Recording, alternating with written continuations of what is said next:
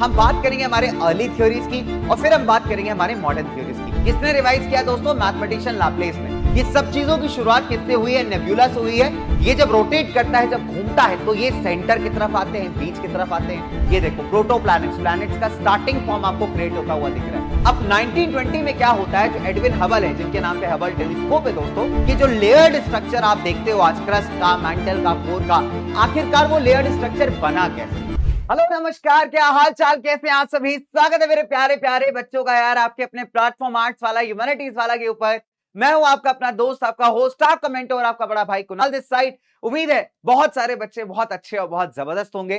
तो दोस्तों, जैसे कि आपको पता है कि हम लोग कर रहे हैं एक कंप्लीट चैप्टर रिकैप वीडियो, मतलब एक ऐसा शॉर्ट एंड इफेक्टिव वीडियो जहां पे आपके ज्योग्राफी के टफ टफ चैप्टर्स को आसान भाषा में, एकदम इजी वे में आप तक पहुंचाने का काम कर रहे हैं, ठीक है? ताकि आप अपने एग्जाम्स के लिए, अपने पेपर्स के लिए, अपने स्कूल स्टडीज के लिए ये चैप्टर सारे अच्छे से रिवाइज कर पाओ। आपके बैकलॉग्स हो गए हैं, आप उसे खत्म कर पाओ और वेरी इंपॉर्टेंट यार, अपने सब्जेक्ट को स्ट्रांग बनाओ, ठीक है? तो आज हम करने वाले हैं आज के इस वीडियो के अंदर द चैप्टर जो कि बहुत ही इंटरेस्टिंग है, जिसका नाम है origin and evolution of the earth. ठीक है, कि ये दुनिया जहां पे तुम रहते हो ना दोस्तों, ये आखिरकार बनी कैसे है, ये एटमॉस्फेयर कैसे बना, ये हाइड्रोस्फेयर कैसे बना, और सबसे इंपॉर्टेंट धरती पे जीवन की स्टार्टिंग कब हुई। तो ये सभी बातें आज हम डिस्कस करेंगे इस वीडियो के अंदर। और हाँ, ध्यान से एक चीज का आपको याद रखना है बच्चे, यहाँ पे बहुत ही इंपॉर्टेंट, बहुत सारे बच्चे पूछते हैं, ठीक है, कि सर नोट्स कहां पे मिलेंगे? तो बेटा मैं आपको बता दूं कि नोट्स आपको मिलेंगे पीडब्ल्यू ऐप पे, जिसका लिंक आपको डिस्क्रिप्शन में दिया गया है, ठीक है? तो ध्यान से जाकर के वहां से आप नोट्स डाउनलोड कर लीजिएगा। फिलहाल हम चलते हैं अपनी कहानी पे आगे दोस्तों, और हम बात करेंगे यहाँ पे चार इंपॉर्टेंट बातों की। नंबर वन, थ्योरीज के बारे में, कि वो कौन सी ऐसी थ्योरीज हैं जो अर्थ के एवोल्यूशन के बारे में, सोलर सिस्टम के बारे में बताती हैं। हम दोनों थ्योरीज की बात करेंगे यहाँ पे, मॉडर्न वाली भी और पुरानी वाली भी दोस्तों। फिर हम बात करेंगे प्लैनेट्स और स्टार्स फॉर्मेशन की, कि आखिरकार प्लैनेट्स एंड स्टार्स कैसे फॉर्म हुए।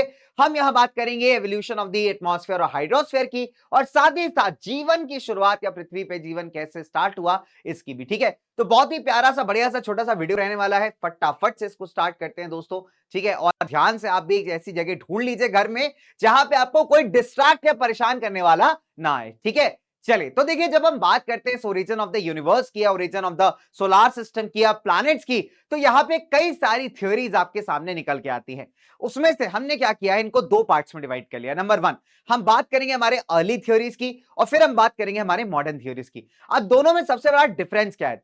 देखो, सबसे पहली बात यह है कि जो हमारी अर्ली थ्योरीज है, पुरानी वाली है, वहां पे जो फोकस था वो ज्यादातर सोलर सिस्टम और प्लैनेट्स के बनने के ऊपर था। लेकिन जब बात की जाती है आज के आधुनिक थ्योरीज की, मॉडर्न थ्योरीज की, जैसे बिग बैंग हो गया आपका, तो वहां पे साइंटिस्ट का फोकस था पूरे यूनिवर्स के फॉर्मेशन पे, कि कैसे जो है पूरा यूनिवर्स यहाँ पे फॉर्म हुआ है, ठीक है? चलिए, अब अगर मैं आपसे बात करूं बच्चों, तो सबसे पहले जो सबसे पुरानी थ्योरी है उसे कहा जाता है नेब्यूलर हाइपोथेसिस। क्या कहा जाता है उसे? Nebular hypothesis. तो जब आपके सामने शब्द नेब्यूला इस्तेमाल किया जाए, याद करिएगा दोस्तों, जब आपके सामने शब्द नेब्यूला आ जाए, तो आपको यहां पे एक समझ जाना चाहिए कि ये क्या है, एक तरीके का गैस क्लाउड है। क्या है दोस्तों? एक तरीके का गैस का बादल है, जिसके अंदर कई सारी गैसें और डस्ट पार्टिकल्स वगैरह एग्जिस्ट करते हैं। और ऐसा माना जाता है, चाहे सूरज का फॉर्मेशन हो, चाहे आपके प्लैनेट्स का फॉर्मेशन हो, चाहे एस्टेरॉइड का फॉर्मेशन हो, सबकी शुरुआत कहीं ना कहीं इसी नेब्यूला से हुई है, ठीक है? तो ये आप थोड़ा सा दिमाग में अपने बैठा के चलिए कि नेब्यूला का इंपॉर्टेंस कितना ज्यादा इंपॉर्टेंट है। अब जब हम बात करते हैं दोस्तों नेब्यूलर हाइपोथेसिस की, ठीक है, तो यहां पे जो सबसे पॉपुलर आर्ग्यूमेंट था पुराने जमाने का, वो एक जर्मन फिलोसोफर ने आगे प्रपोज किया था, और उनका नाम था इमानुएल कांट। हालांकि इनका जो आर्ग्यूमेंट था वो पूरा नहीं था, उसमें कुछ बातों की कमी थी। तो इसी आर्ग्यूमेंट को, इसी हाइपोथेसिस को एक मैथमेटिशियन लाप्लेस करके जो है रिवाइज करते हैं, इसमें कुछ बातें ऐड करते हैं, 1796 में प्रेजेंट किया जाता है द नेब्यूलर हाइपोथेसिस। रिवाइज करने के बाद किसने रिवाइज किया दोस्तों? मैथमेटिशियन लाप्लेस ने। सबसे पहले किसने बताया? इमानुएल कांट ने। इन्हीं की बातों को थोड़ा सा रिवाइज करके, थोड़ा सा बेहतर बना के लाप्लेस प्रेजेंट करते हैं 1796 के अंदर। तो इस हाइपोथेसिस का यह मानना है कि जितने भी आपके प्लैनेट्स हैं वो किससे बने हैं? एक क्लाउड से बने हैं दोस्तों, जो किसके साथ जुड़ा हुआ था? एक यंग और स्लोली रोटेटिंग सूरज के साथ। देखो, अब इसका लॉजिक या आइडियोलॉजी बेसिकली ये है कि जो गैस का बादल जिसकी मैं बात कर रहा हूं, नेब्यूला की, ठीक है, तो इस नेब्यूला के अंदर आप देखोगे आगे चल के कि हाइड्रोजन, हीलियम और डस्ट पार्टिकल्स पाए जाते हैं, ठीक है? और जब ये बादल दोस्तों रोटेट करेगा, जब कोई चीज ऐसे घूमती है, रोटेट करती है, तो आपने देखा होगा कि पार्टिकल्स वहां पे मूव करते हैं। और ऐसे में क्या होगा कि जो हल्के पार्टिकल्स हैं, हाइड्रोजन, हीलियम ये सब क्या करेंगे बेटा, सेंटर की तरफ आएंगे, ठीक है। और जिसके चलते आप देखोगे क्या होगा, इनमें आपस में भिड़ंत होगी, कोलिजन होगा, आपस में फ्रिक्शन पैदा होगा, और उसके चलते आप देखोगे एक रिएक्शन होगा जिससे आपको सूरज वगैरह बनता हुआ दिखेगा। उसके बाद जो हेवियर पार्टिकल्स हैं वो जब बाहर की तरफ जाएंगे तो आपको उससे प्लैनेट्स वगैरह बनते हुए दिखेंगे, ठीक है। तो कुल मिला के नेब्यूलर हाइपोथेसिस या इस पूरी थ्योरी का जो आइडियोलॉजी है वो यही है कि सब चीजों की शुरुआत किससे हुई है, नेब्यूला से हुई है, जिसको हम एक गैस का बादल या गैस क्लाउड के फॉर्म में भी कंसिडर कर सकते हैं, ठीक है, जिसके अंदर कई सारी गैसें और डस्ट पार्टिकल्स यहां पे भरे हुए। अब क्योंकि ये हाइपोथेसिस आप देखोगे कंप्लीट नहीं है, पूरा नहीं है बेटा, तो इसमें थोड़ा और ज्यादा एडिशन की जरूरत है। अब एक रिवाइज्ड नेबुलर हाइपोथेसिस को प्रेजेंट किया जाता है 1950 के अंदर ऑटो श्मिट ऑफ रशिया और हमारे विस्कास्कर ऑफ जर्मनी के द्वारा, जो कि रिवाइज करते हैं इस हाइपोथेसिस को। इनका मानना है कि जो सन है, इनका क्या मानना था, जो सन है, जो सूरज है हमारा, मान लीजिए हमारा सन है, ठीक है, ये किससे सराउंडेड है, किससे घिरा हुआ है, एक सोलर नेब्यूला से, जिसके अंदर मेनली क्या क्या आपको मिल जाता है, हाइड्रोजन मिलता है दोस्तों, हीलियम मिलता है और आग के कुछ डस्ट पार्टिकल्स मिलते हैं। तो इससे मिलकर के क्या है बेटा, ये नेब्यूला आपका बना हुआ है। किसका मानना है, हमारे विस्कास्कर और श्मिट का। अब ये कहते हैं दोस्तों कि जब ये पार्टिकल, जब ये डिस्क, ये नेब्यूला आपका घूमता है थोड़ा सा, ठीक है, तो क्या होता है, पार्टिकल्स आपके पास आते हैं, सेंटर की तरफ मूव करते हैं, और इन पार्टिकल्स के बीच में क्या होता है, भिड़ंत होती है, कोलिजन होता है, फ्रिक्शन पैदा होता है दोस्तों। एंड इसी की वजह से आप देखोगे एक डिस्क शेप का, इस शेप का जो है बादल यहां पे जनरेट होना स्टार्ट हो जाता है, ठीक है।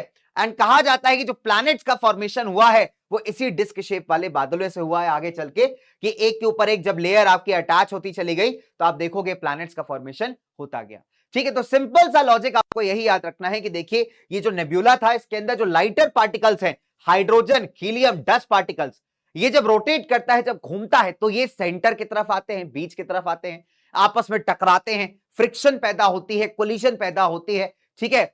और जो हेवियर पार्टिकल्स हैं आपके, वो क्या करते हैं दोस्तों, जो हेवियर एलिमेंट्स, हेवियर गैसें हैं, वो क्या करती हैं, बाहर की तरफ जाती हैं, और यही आप देखोगे आगे चल के जो है ना लेयर्स के फॉर्म में अटैच होते जाते हैं, डिस्क शेप्ड क्लाउड बनाते हैं दोस्तों, डिस्क शेप, इस तरीके का क्लाउड बनाते हैं, और फिर आप देखोगे धीरे धीरे प्लैनेट्स का फॉर्मेशन होने लगता है, ठीक है। और ये जो प्रोसेस था इसका, इसको हम कहते हैं एक्रीशन। तभी इस हाइपोथेसिस को कई बार एक्रीशन हाइपोथेसिस का नाम भी दिया जाता है, ठीक है। आई बात समझ में, तो उसको क्या कहा जाता है कई बार, द एक्रीशन हाइपोथेसिस।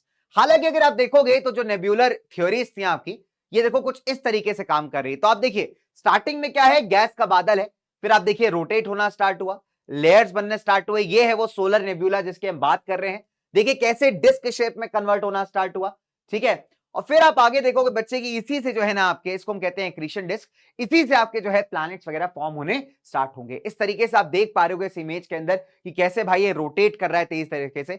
तो जो आपके लाइटर पार्ट्स हैं वो देखिए अंदर की तरफ गए, फ्यूजन रिएक्शन हुआ, सन वगैरह का फॉर्मेशन आपको दिखा, और बाहर की तरफ जो है हेवियर पार्टिकल्स आपको दिखाई दे रहे हैं, ठीक है। चलिए तो देखो इस तरीके से आप देख रहे हो कि यहाँ पे एक्रीशन हो रहा है, ये देखो प्रोटो प्लैनेट्स, प्लैनेट्स का स्टार्टिंग फॉर्म आपको क्रिएट होता हुआ दिख रहा है, ठीक है। फिर आप देखोगे ऐसे अपना सोलर सिस्टम बनना यहाँ पे स्टार्ट हुआ है। तो ये आपका नेब्यूलर हाइपोथेसिस का पूरा सिनेरियो है दोस्तों, ठीक है। तो इस तरीके से अगर आप देखोगे तो चीजें यहाँ पे बननी स्टार्ट हुई हैं।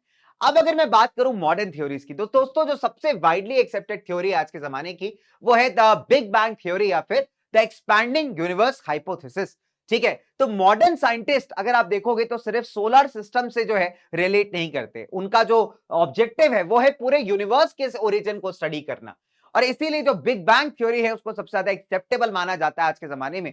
अब 1920 में क्या होता है, जो एडविन हबल है, जिनके नाम पे हबल टेलीस्कोप है दोस्तों, वो यहाँ पे एविडेंस देते हैं कि जो आपका यूनिवर्स है वो क्या हो रहा है, एक्सपैंड कर रहा है। कैसे एक्सपैंड कर रहा है, बिकॉज जो गैलेक्सी के बीच का डिफरेंस है वो क्या हो रहा है दोस्तों, बढ़ता चला जा रहा है। गैलेक्सी क्या होता है यार, it's a like collection of stars, है ना, एस्ट्रॉइड्स वगैरह घूमते हैं उसके अंदर, तो प्रॉपर्ली हम कहते हैं कलेक्शन ऑफ स्टार्स एक तरीके से, ठीक है। तो अगर बात की जाए गैलेक्सियों की, तो ये कहते हैं एडविन हबल कहते हैं 1920 में कि देखिए यूनिवर्स जो है फैलता जा रहा है, एक्सपैंड होता जा रहा है, क्योंकि जो गैलेक्सियों के बीच की दूरी है वो लगातार बढ़ती जा रही है। इस बात को समझाने के लिए एक बलून एग्जाम्पल भी लिया जाता है, इसको हम बलून एनालॉजी कहते हैं। लेकिन प्रॉब्लम क्या है इस बलून एनालॉजी के साथ, कि ये आधा अधूरा एग्जाम्पल है, ये एक्सपैंडिंग यूनिवर्स के आइडिया को पूरी तरीके से नहीं समझा पाता। क्यों, आइए समझते हैं। मान लीजिए मैंने एक छोटा सा बलून लिया और यहाँ पे कई सारे पॉइंटर्स मार्क कर दिए जिनको आपने समझा कि ये गैलेक्सीज हैं। जैसे मैंने इसे ए मार्क कर दिया, इसे बी मार्क कर दिया, सी हो गया, डी हो गया, ई हो गया, एफ हो गया, जी हो गया, एच हो गया। तो मैंने कई सारे पॉइंट मान लीजिए एक बलून पे, एक गुब्बारे पे मार्क कर दिए। अब जब मैं बैलून को फुलाना स्टार्ट करूंगा, जब गुब्बारे को मैं फुलाना स्टार्ट करूंगा तो क्या होगा, इन सभी पॉइंटर्स के बीच में आपको डिस्टेंस या दूरी बढ़ती हुई दिखाई देगी। पहले देखिए ना, ये सभी कितने पास पास थे, बहुत पास पास थे। तो ये मान लीजिए पॉइंट मैंने मार्क किए हैं, ये गैलेक्सियां हैं। ठीक है, पहले क्या थी, बहुत पास पास थी। जैसे आपका गुब्बारा बड़ा हुआ, जितना उसको फुलाया, इनके बीच का डिस्टेंस भी बेटा यहां पे बढ़ना स्टार्ट हो गया। साथ ही साथ गुब्बारे को और बड़ा किया तो इनके बीच का डिस्टेंस और ज्यादा बढ़ता चला गया। तो ये एक बात तो प्रूव कर रही है दोस्तों कि जैसे जैसे यूनिवर्स एक्सपैंड हो रहा है, गैलेक्सीज का जो डिस्टेंस है इनके बीच का, वो बढ़ता जा रहा है। बट एक बात जो इसने गलत तरीके से एक्सप्लेन की वो ये थी कि यहां पे अगर आप देखोगे तो सिर्फ गैलेक्सीज के बीच का डिस्टेंस नहीं बढ़ रहा, बल्कि उनका इंडिविजुअल साइज भी बढ़ रहा है, जो कि सरासर गलत बात है। तभी इस बैलून वाले एग्जाम्पल को आधा सही और आधा गलत माना जाता है, यानी पार्शली करेक्ट एग्जाम्पल है। पेपर्स में आएगा तो ये चीज बताइएगा कि पार्शली करेक्ट इसलिए है क्योंकि यहां पे हम देख पा रहे हैं कि गैलेक्सी के बीच का डिस्टेंस तो बढ़ रहा है, लेकिन गैलेक्सीज का खुद का साइज भी बड़ा हो रहा है, जो कि रियलिटी में नहीं है। ठीक है, सो दैट इज वाई इस एग्जाम्पल को हम पूरा करेक्ट नहीं मानते, बिकॉज ये हमें नहीं समझा पाता ये चीज पूरी तरीके से। ठीक है, तो ये तो प्रूव कर देता है कि देखिए डिस्टेंस बढ़ रहा है गैलेक्सीज का, जैसे जैसे बड़ा होता जा रहा है बलून यानी यूनिवर्स, लेकिन जो गैलेक्सीज खुद बड़ी हो जा रही हैं उसका कोई एक्सप्लेनेशन नहीं है, और ऐसा रियलिटी में नहीं होता। ठीक है, इसलिए क्या है दोस्तों, बैलून एनालॉजी जो है आपकी पार्शियली करेक्ट मानी जाती है। चलिए, अब जब बात की जाती है ना दोस्तों बिग बैंग एक्सप्लोजन की, बिग बैंग थ्योरी की, तो बिग बैंग का मतलब होता है बहुत बड़े पैमाने पे कुछ विस्फोट हुआ हो। ठीक है, तो अब अगर बिग बैंग थ्योरी के हम माने तो बिग बैंग ये कहता है कि देखिए स्टार्टिंग में जिस चीज से, जिस मैटर से यूनिवर्स का निर्माण हुआ है, वो सारा मैटर एक सिंगल एटम में, एक छोटी सी गेंद के फॉर्म में, एक टाइनी बॉल के फॉर्म में आपको स्पेस में दिखता है। ठीक है, जिसका अनइमेजिनेबली मतलब बहुत ही छोटा वॉल्यूम था, बहुत ही इनफाइनाइट टेम्परेचर था और इनफाइनाइट डेंसिटी थी। तो हमने क्या देखा, जिस मटेरियल, जिस पदार्थ से आपका यूनिवर्स फॉर्म हुआ है, वो सभी एक छोटी सी गेंद के फॉर्म में, एक बॉल के फॉर्म में एग्जिस्ट किया करता था, और इस बॉल का वॉल्यूम इनफाइनाइट था, डेंसिटी इनफाइनाइट था, साथ ही साथ टेम्परेचर भी इनफाइनाइट था। तो जब ये छोटी सी गेंद फटी, वायलेंटली एक्सप्लोड हुई, तो क्या हुआ दोस्तों, यहां पे एक मासिव एक्सपेंशन हुआ। आप सोचो ना कि इतनी सी बॉल में बहुत सारी चीज जमा है, जब ये बॉल फटेगा तो क्या होगा, सारी चीज फैल जाएगी, बहुत दूर तक फैलेगी, और वही हो रहा है दोस्तों। तो ये जो बिग बैंग एक्सप्लोजन है, ये माना जाता है कि लगभग 13.7 बिलियन ईयर्स अगो हुआ था। ठीक है, और जब ये हुआ तो उसके पहले 3 मिनट के अंदर आप देखोगे पहला एटम बनना स्टार्ट हो गया। कैसा रहा होगा सर, कैसा दिखता होगा एक्सप्लोजन, आओ दिखाता हूं तुम्हें। देखो कुछ ऐसा दिखता था आपको एक्सप्लोजन, कुछ इस टाइप का। ये देखो आप, इतना भयंकर एक्सप्लोजन हुआ है ना, और इसी एक्सप्लोजन से ऐसा माना जाता है कि यूनिवर्स के फॉर्मेशन की शुरुआत आपको दिखती है। इस एक्सप्लोजन के 3 मिनट के अंदर पहला एटम बनना यहां पे स्टार्ट हो जाता है दोस्तों।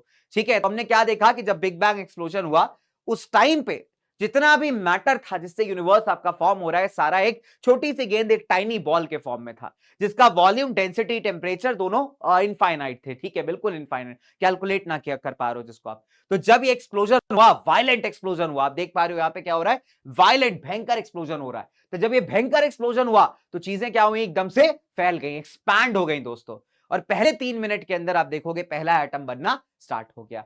ठीक है, अब इस एक्सप्लोजन के इतने सालों बाद आप देखेंगे क्या होता है, टेम्परेचर धीरे धीरे रिड्यूस होता है, 4500 केल्विन तक पहुंचता है, और इससे आप देखोगे और एटॉमिक मैटर यहां पे बनता है दोस्तों। ठीक है, और यूनिवर्स आप देखेंगे धीरे धीरे ट्रांसपेरेंट हो जाता है, यहां पे आपको काफी सारी चीजें दिखनी स्टार्ट हो जाती हैं। ठीक है, तो हमने क्या देखा कि बनने के हमारे इस एक्सप्लोजन के कई लाखों वर्ष बाद क्या होता है दोस्तों, टेम्परेचर जब गिरता है, इससे और एटॉमिक मैटर कन्वर्ट होता है, और एटॉमिक मैटर फॉर्म होता है दोस्तों, और यूनिवर्स धीरे धीरे हमारा ट्रांसपेरेंट होना स्टार्ट हो जाता है। ठीक है, तो ये है यार बिग बैंग थ्योरी और हमारा फॉर्मेशन ऑफ द यूनिवर्स।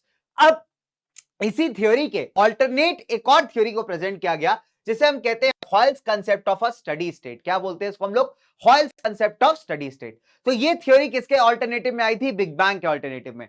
तो जो हॉयल थे उन्होंने क्या कहा, साइंटिस्ट थे, इन्होंने ये प्रपोज किया कि यूनिवर्स जो है बेटा वो रफली सेम है किसी भी पॉइंट ऑन टाइम में। तो समय में आप कभी भी देख लीजिए यूनिवर्स एक जैसा ही है। हालांकि अगर आप देखेंगे ज्यादा एविडेंस किसके सपोर्ट में था, बिग बैंग के सपोर्ट में। तो एज ए रिजल्ट आप देखेंगे बिग बैंग थ्योरी को ही साइंटिफिक कम्युनिटी आज के टाइम पे समझती और मानती है। ठीक है, तो हमने क्या देखा यहाँ पे, बिग बैंग को आप और क्या कहते हैं, एक्सपैंडिंग यूनिवर्स हाइपोथेसिस। ठीक है, इसी के ऑल्टरनेटिव में एक और थ्योरी लाई गई थी बाय द साइंटिस्ट हॉयल, जिसे कहते हैं Hoyle's concept of steady state. और यहां पे हॉयल का मानना था किसी भी पॉइंट ऑफ टाइम में आप यूनिवर्स को देखिए वो लगभग एक जैसा ही है। हालांकि इसके लिए ज्यादा एविडेंसेस मिले नहीं, ज्यादा एविडेंस बिग बैंग को सपोर्ट करते हैं, इसलिए हमारी जो साइंटिफिक कम्युनिटी है, तुम्हारे वैज्ञानिकों का पूरा कम्युनिटी है दोस्तों, वो यहाँ पे बिग बैंग एक्सपेरिमेंट को, बिग बैंग एक्सप्लोजन के कारण को ही ज्यादा जो है फेवर देता है। ठीक है, चलिए अब अगर बात की जाए formation of stars and planets की, तो दोस्तों एक चीज आपको ध्यान रखनी होगी कि प्लैनेट्स के आने से बहुत पहले स्टार फॉर्मेशन स्टार्ट हो गई थी। ठीक है, तो प्लैनेट्स का अराइवल बाद में हुआ है सीन के अंदर, स्टार का जो फॉर्मेशन है, स्टार का जो बनना है बेटा, वो पहले से ही स्टार्ट हो चुका था। ठीक है, तो जब हम बात करें पुराने यूनिवर्स की, तो पुराने यूनिवर्स में जो मैटर है आपका और जो ऊर्जा यानी एनर्जी है, ये बहुत ही असमान तरीके से डिस्ट्रीब्यूटेड था, बहुत ही अनइवन तरीके से डिस्ट्रीब्यूटेड था। अब क्या हुआ दोस्तों कि जब ग्रेविटेशनल फोर्सेस में यहां पे आप देखोगे चेंजेस आए, है ना, या फिर आप कह लीजिए डेंसिटी जो थी मटेरियल्स की, उनमें बदलाव आपने देखा, तो उससे क्या हुआ भाई, जो ग्रेविटेशनल फोर्सेस थी उन्होंने क्या किया कि मैटर को अट्रैक्ट करना स्टार्ट किया, खींचना स्टार्ट किया, जिसके बाद आप देखोगे गैलेक्सियों का निर्माण यहां पे स्टार्ट होता है। तो गैलेक्सी बेटा किससे बनती है, एक massive cloud of hydrogen gas से, जिसे आप नेब्यूला कहते हैं। तो मैंने कहा ना कि नेब्यूला शब्द हम किसके लिए इस्तेमाल कर रहे हैं, गैस के बादल पे। ठीक है, तो यहां पे क्या कहा जा रहा है कि गैलेक्सी का निर्माण भी किससे स्टार्ट हुआ है, इसी नेब्यूला क्लाउड से, जिसके अंदर हाइड्रोजन गैस थी। अब क्या हुआ दोस्तों कि इस नेब्यूला के अंदर यहां पे छोटी छोटी गैस की गांठें पड़ने लगी, जिसको आप क्लम्स ऑफ गैस कहते हैं दोस्तों। कैसी दिखी थी, आइए दिखाता हूं। तो देखिए एक बड़ा सा नेब्यूला है, गैस का बादल है, इसके अंदर ये ऑरेंज कलर की आपको ये छोटे छोटे क्लम्स बनते हुए दिख रहे होंगे, या फिर गांठें बनती हुई दिख रही होंगी, है ना। इन्हीं को हम कहते हैं दोस्तों द क्लम्स ऑफ गैस, जैसा आप देख पा रहे हो इस पूरे छोटे से प्यारे से वीडियो के अंदर। ये बड़ा सा गैस बादल है, नेब्यूला है, इसके अंदर क्या पड़ रहे हैं, क्लम्स पड़ते जा रहे हैं, धीरे धीरे आप देखोगे गांठें जैसी बनती जा रही हैं। ठीक है, तो हमने क्या देखा दोस्तों यहां पे कि नेब्यूला के अंदर ग्लास के क्लम्स बनने लगे और धीरे धीरे ये बड़े होने लगे। ठीक है, और बड़े होकर के क्या बन गए, और ज्यादा भारी गैसेस बॉडीज, जो आगे चल के किसको फॉर्मेशन करते हैं बेटा, यहां पे स्टार्स का। तो स्टार फॉर्मेशन माना जाता है कि 5 से 6 बिलियन वर्ष पूर्व स्टार्ट हो गया था। तो हमने क्या देखा कि जो बड़ा सा गैस का बादल है नेब्यूला, हाइड्रोजन गैस से भरा हुआ, इसके अंदर गैस के छोटे छोटे गांठे या लम्स बढ़ना स्टार्ट होते हैं, जो आगे चल के बड़ी बॉडीज में कन्वर्ट हो जाएंगे, बड़ी गैसियस बॉडीज में कन्वर्ट हो जाएंगे, और फिर आगे चल के स्टार्स का यहां पे निर्माण करेंगे। तो मैंने कहा ना आपकी हर चीज का शुरुआत यहां पे मानते हैं हम कि नेब्यूला से हुआ है। ठीक है, चलिए अब कहानी को आगे बढ़ाते हैं, प्लैनेट फॉर्मेशन की बात करते हैं दोस्तों। प्लैनेट फॉर्मेशन कैसा माना जाता है कि 3 स्टेजेस के अंदर हुआ। ठीक है, स्टेज नंबर 1 की बात करते हैं, कोर यानी केंद्र और सेंटर का फॉर्मेशन होना, डिस्क फॉर्मेशन होना। डिस्क कैसी होती है, इस शेप की। ठीक है, तो हमने क्या देखा कि स्टार्स क्या है, लोकलाइज्ड क्लम्स ऑफ गैस, मतलब वो बड़े से नेब्यूला बादल के अंदर छोटी छोटी जो आपकी गैस की गांठें पड़ी थी, मतलब हमारे हिसाब से छोटी वैसे बहुत बड़ी, वही आगे चल के स्टार्स बने। अब ग्रेविटेशनल फोर्स जो था इन गांठों के अंदर, उसने क्या किया, एक कोर बनाना स्टार्ट किया, एक सेंटर बनाना स्टार्ट किया। हमने क्या देखा कि यार इन गांठों के अंदर जो ग्रेविटेशनल फोर्स है वो क्या कर रहा है, एक केंद्र, एक सेंटर का निर्माण कर रहा है ना, और एक बड़ा सा रोटेटिंग डिस्क ऑफ गैस, ऐसे घूमता हुआ जो गैस का डिस्क है बेटा, वो क्या कर रहा है, इसके आसपास डेवलप हो जा रहा है। तो हमने क्या देखा दोस्तों, जो क्लम्स थे हमारे, है ना, जहां से स्टार्स बनने स्टार्ट हुए हैं। ठीक है, तो वहां पे क्या होता है कि ग्रेविटेशनल फोर्स के चलते एक कोर, एक केंद्र डेवलप होता है, और इसी केंद्र के आसपास आप देखोगे ऐसा डिस्क शेप का, इस तरीके के शेप का क्या डेवलप हो जाता है दोस्तों, गैस और डस्ट का डिस्क। ठीक है, तो किससे बनता है ये डिस्क शेप आपका, गैस और डस्ट से। तो इस तरीके का डिस्क यहां पे गैस और डस्ट का इसके आसपास बनना स्टार्ट हो जाता है। ठीक है, ये हो गया हमारा सेंटर और डिस्क फॉर्मेशन। अब आते हैं बात बेटा प्लैनेटिस्मल्स पे। ठीक है, अब ये क्या हुआ, जब ग्लास क्लाउड आपका ठंडा होता है, कंडेंस करता है दोस्तों, और जो मैटर है वो किसमें जमना स्टार्ट हो जाता है, छोटे राउंडेड ऑब्जेक्ट्स में। फिर क्या होता है कि सभी छोटे छोटे राउंड ऑब्जेक्ट्स आपस में चिपकने लगते हैं, जिसको आप कोहेशन कहते हो दोस्तों, और फिर फाइनली बनाते हैं द प्लैनेटिस्मल्स। क्या बनाते हैं ये दोस्तों, प्लैनेटिस्मल्स। तो हमने क्या देखा कि गैस क्लाउड जब कंडेंस हुआ, ठंडा हुआ, मैटर जो कोर के आसपास का मैटर था वो जमना स्टार्ट हुआ, तो छोटे छोटे राउंड ऑब्जेक्ट्स बने, और जब ये राउंड ऑब्जेक्ट्स आपस में जुड़ना स्टार्ट हुए तो इनसे बड़े प्लैनेटिस्मल्स बने। कैसे दिखते थे प्लैनेटिस्मल्स, प्लैनेटिस्मल्स कुछ ऐसे दिखते हैं। ठीक है, तो इस टाइप के आप देखोगे दोस्तों प्लैनेटिस्मल्स यहां पे बनना स्टार्ट होते हैं, और फिर आगे आप देखोगे कि यही प्लैनेटिस्मल जब आपस में ज्वाइन करते हैं, आपस में जुड़ते हैं एक एक करके, तो प्लैनेट्स का यहां पे निर्माण होता है। कि लार्जर बॉडीज कब बनने लगती हैं, जब प्लैनेटेसिमल्स कोलाइड करते हैं दोस्तों और आपस में चिपक जाते हैं, जुड़ जाते हैं ग्रेविटेशनल अट्रैक्शन के चलते, तो ये आप देखोगे नए नए बड़े बड़े प्लैनेट्स का फॉर्मेशन यहां पे करते हैं। तो प्लैनेट्स बनने से पहले का जो स्टेज है दोस्तों, वहां पे आपको ऐसे बॉडीज यानी प्लैनेटेसिमल्स यहां पे देखने को मिलेंगे।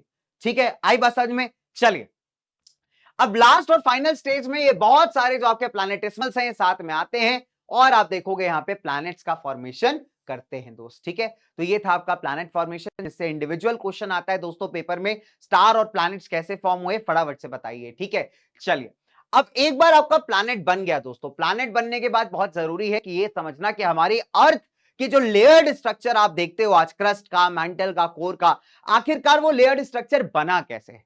बिकॉज स्टार्टिंग में हमारी अर्थ कैसी थी, बिल्कुल ऐसी, बिल्कुल हाय गर्मी। हाँ, गाना है ना बहुत बढ़िया, हाय गर्मी तो अर्थ का फेवरेट गाना था भाई वो। ठीक है, तो स्टार्टिंग में हमारी अर्थ कैसी थी यार? एकदम गर्म थी, एकदम बंजर, बैरन और रॉकी ऑब्जेक्ट था। इसका एटमॉस्फेयर किससे बना हुआ था? सिर्फ हाइड्रोजन हीलियम से। ठीक है, लेकिन समय के साथ क्या हुआ? बदलती गई हमारी अर्थ, हर घड़ी बदल रही है, धूप जिंदगी है ना, कभी अर्थ है गरम गरम, कभी है ठंडी। तो अगर आप देखोगे तो अर्थ हमारी बहुत गर्म थी, पथरीली थी, बिल्कुल किसी काम की नहीं थी, एटमॉस्फेयर में हाइड्रोजन हीलियम था और समय के साथ आप देखोगे इसमें बदलाव आता गया।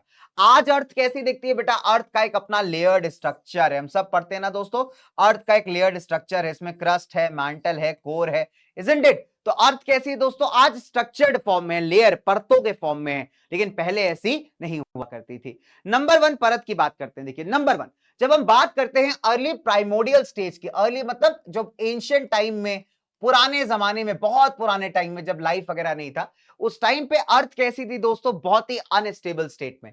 वॉलेटाइल का मतलब होता है काफी ज्यादा अनस्टेबल होना, मतलब जहां पे कुछ भी बदल जाए, कभी बदल जाए। ठीक है, तो बहुत ही वॉलेटाइल स्टेट में हमारी अर्थ हुआ करती थी।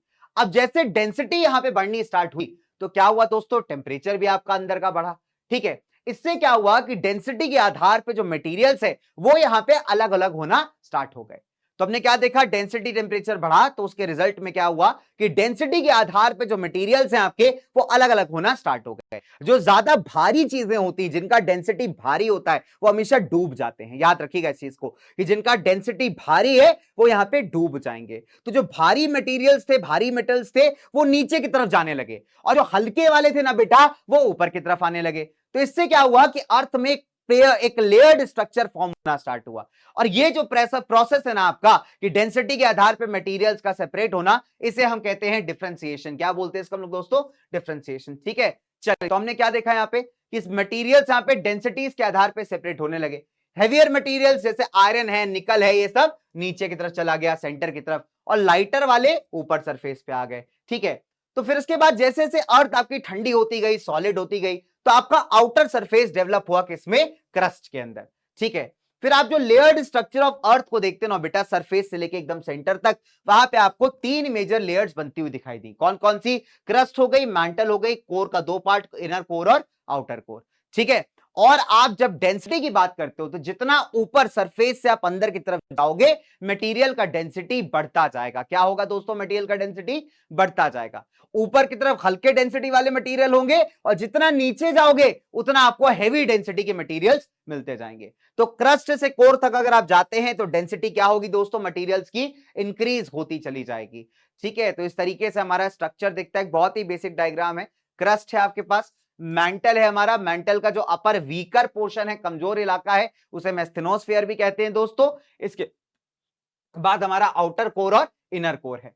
कोर को कई बार हम नाइफ लेयर कह के भी बुलाते हैं। तो नाइफ का मतलब होता है निकल और आयरन आपका। ठीक है, तो यहाँ पे सॉलिड और हेवियर मटेरियल्स हैं ये, तो आपको नीचे की तरफ ज्यादा दिखाई देते हैं। ठीक है, चलो, अब अगर मैं बात करूं यहाँ पे एटमॉस्फेयर और हाइड्रोस्फेयर के फॉर्मेशन की, तो यहाँ पे लगभग भी 2 से 3 स्टेजेस हैं। नंबर वन, सबसे पहले एंशिएंट या प्राइमोडियल एटमॉस्फेयर का खत्म होना।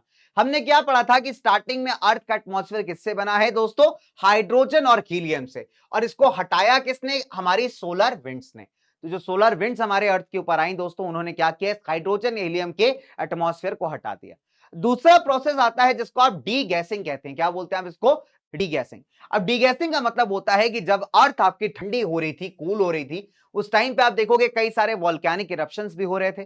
ठीक है, तो यहां पे इनके थ्रू क्या होता है कि गैसेस और वाटर वेपर अर्थ के इंटीरियर से निकल करके ऊपर की तरफ आ जाती हैं। तो हमने क्या देखा, जब अर्थ कूल डाउन हो रही थी तो गैसेस और वाटर वेपर यहां पे अर्थ के अंदरूनी पार्ट से, इंटीरियर से निकल के बाहर आते हैं। कैसे? कंटिन्यूअस वॉल्केनिक इरप्शंस के थ्रू। लगातार वॉल्केनिक इरप्शंस हो रहा है, कई सारे गैसें और हमारे जो वाटर वेपर आप देखोगे ये सब चीजें ये निकल करके अंदर के, अर्थ के अंदर से बाहर ऊपर की तरफ रिलीज हो रहा है।